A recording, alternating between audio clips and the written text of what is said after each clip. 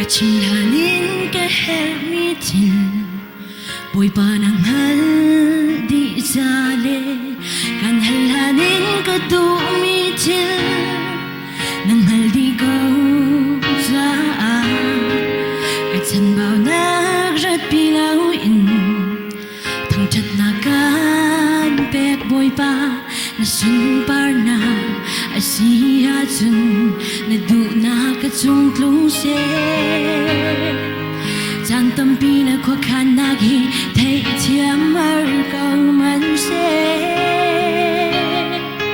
Giang tâm pi ka ton mi chil hi tua ro khar mân se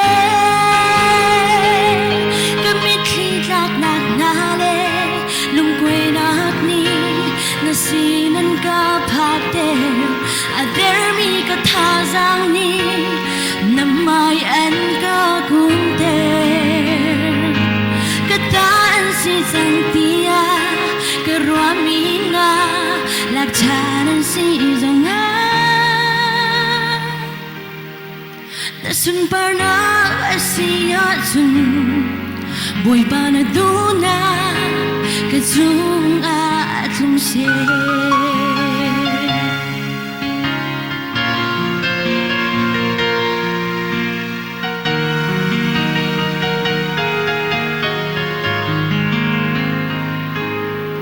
Ketualanin keruamitin boy pananghal di sale Kanhalanin kalakting nanghal di ko saan Pushin natin man umlawin Kasi hindi alakante Nasumpar na asiyatin Naduna katsung kluse Giang tâm pi na khó khăn nagi thấy chia mơ câu mân se Giang tâm pi ka ton mi thil hi tua ro khar mân se Kamit khi lạc nạc na le lung quê nak ni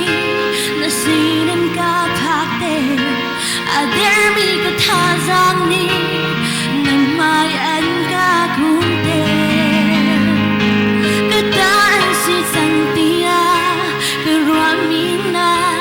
lakchanan si zonga Nasun parna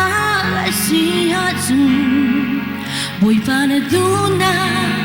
kazung atlum se